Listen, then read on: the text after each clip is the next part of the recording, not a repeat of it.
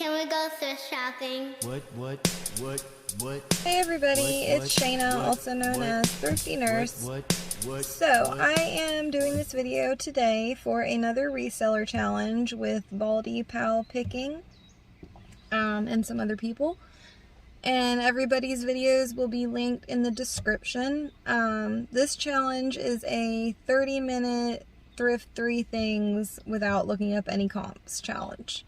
So, we were allowed to go more than once, so I went about 3 or 4 times. And the first 2 times, I didn't really find anything I was too excited about, which I was really surprised because when I did the last Thrift 5 and 15 challenge, I hit it right, first time I went, I had no trouble at all.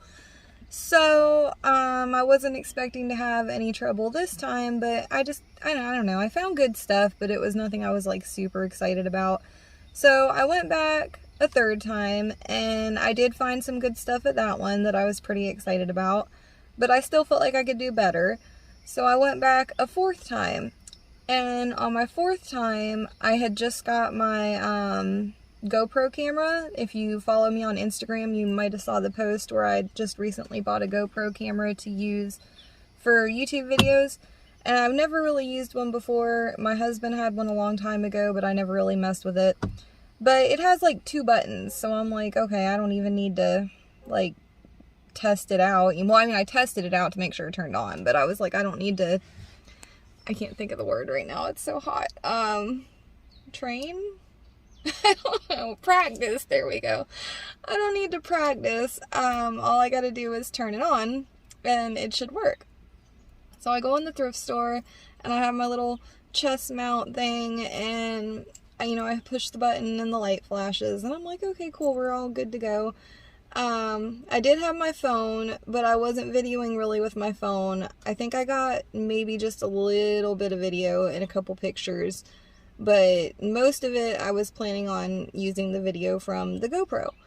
So I ended up finding, of course, the best ever find possible. It was a baby lock sewing machine, which even without being able to look up comps, I know those are worth money because I used to sew all the time, and that was like one of my dream sewing machines. The newer ones go for like thousands of dollars. This was an older one, but I knew it had to be worth more than anything else I had found. So of course I grabbed that. It was $30. It came with a bunch of stuff. I'll show you guys here in a second. And then I also found 2 big Rubbermaid totes, which I wasn't getting for the challenge, but I always pick those up when they have them because they're usually like $2 or $3, and I use them to store my stuff in. And then I found this really awesome recovered chair that I wanted for myself. So I had all this big stuff to lug around. Luckily I found most of that towards the end of the time there, but there was no way I could have filmed with my hands anyways because it was extremely difficult to push all that stuff up to the front. But I just assumed my GoPro was recording anyway, so like I said, I wasn't worried about it. So I get checked out, I get everything, and I run back home because I have to get ready for work, which I'm now late for, but it was totally worth it. And I plug my GoPro in real quick so I can see my footage.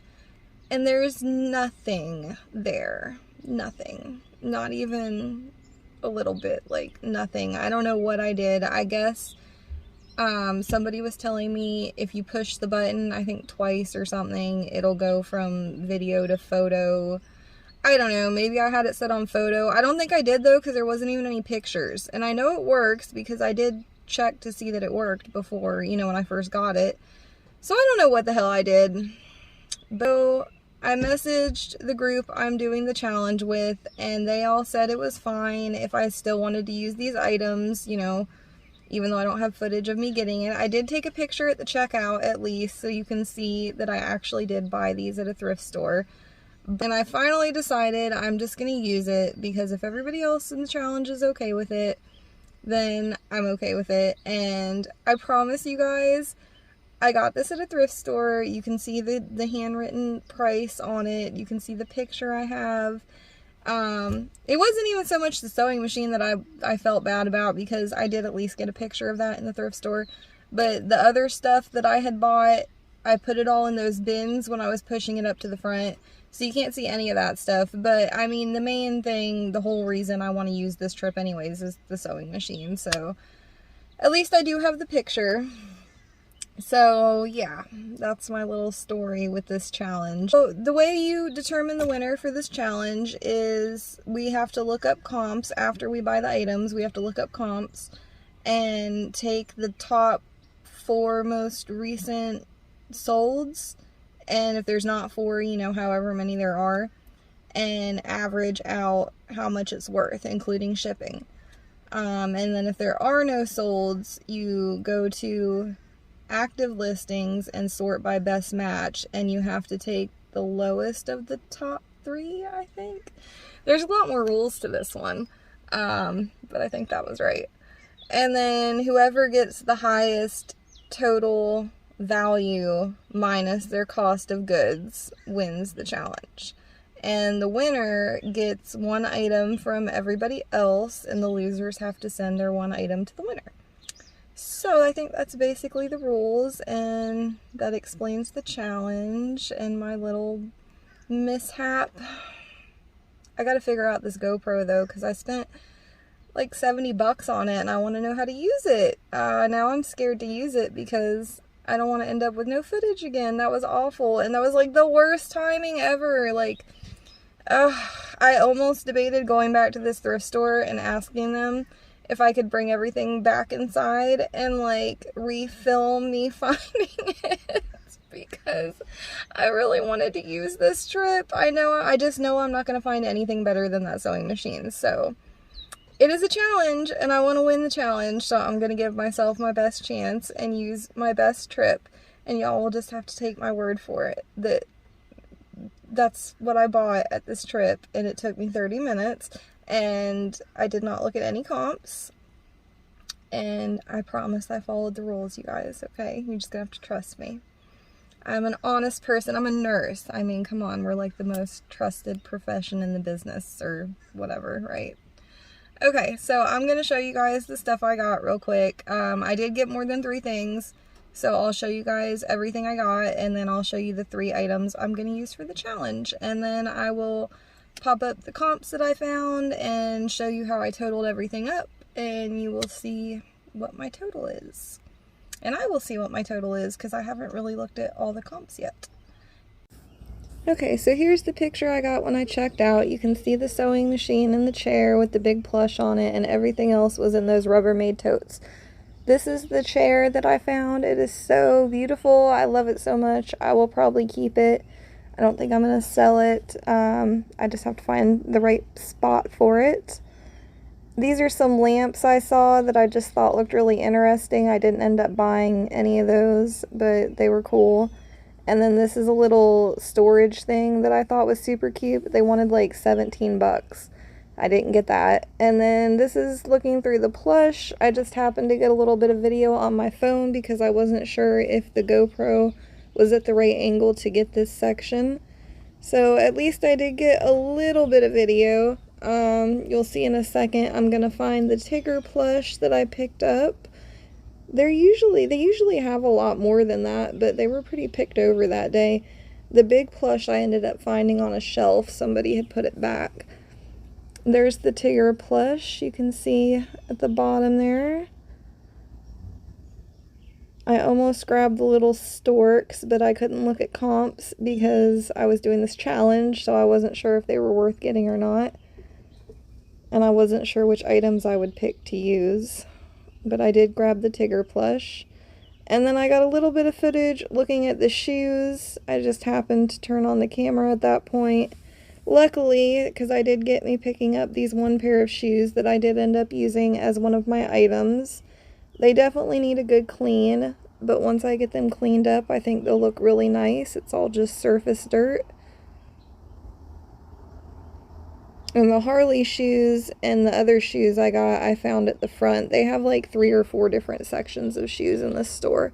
I did pick up these Pumas as well, but I ended up putting them back when I got to the checkout because I didn't notice at the toe area they had a lot more wear than I had realized at first, unfortunately.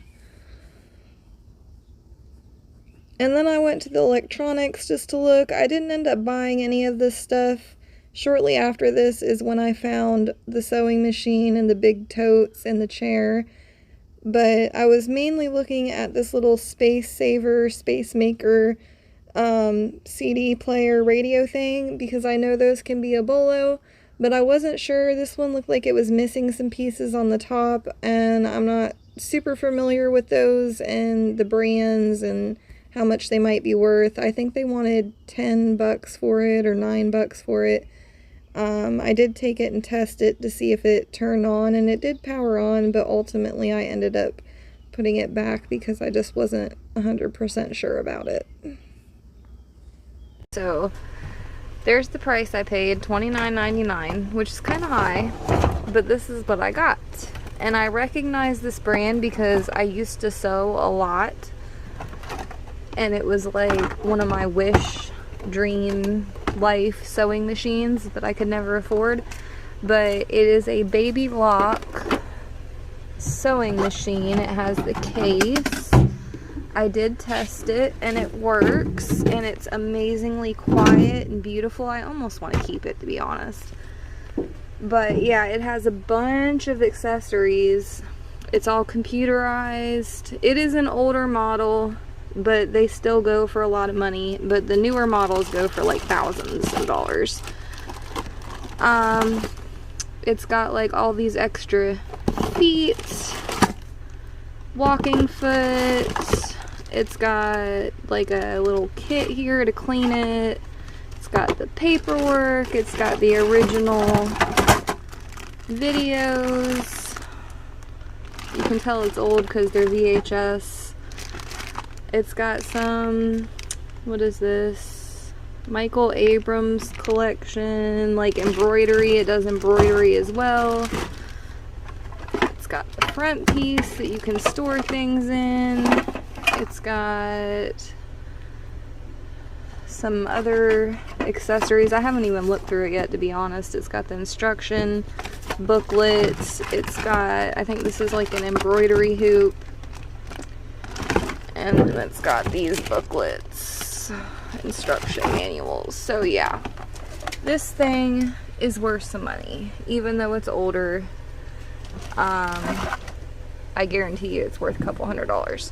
So on the trip with no video, I got these two bins that are now full with clothes already. I got the sewing machine. I got the big, huge camera covered fabric chair that I'm not going to drag back out here right now because it's all the way in the back of my storage unit.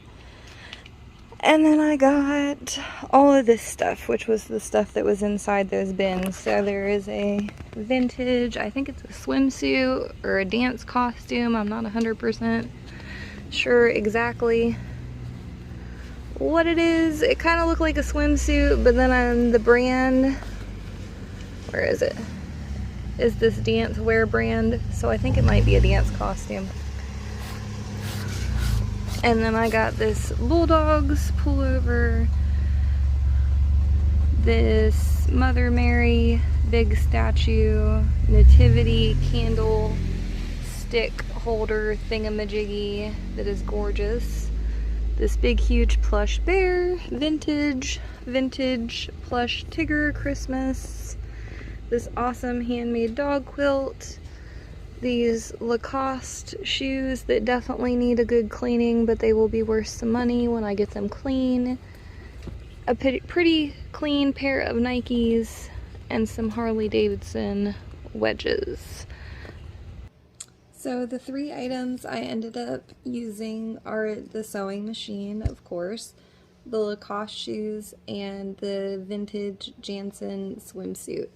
And the main reason I picked those items, aside from the sewing machine, which I already knew was going to be one of them, was that was really the only ones I could find decent comps on. Per the rules, we weren't supposed to use any auctions or any best offers because you don't know what they really took for it.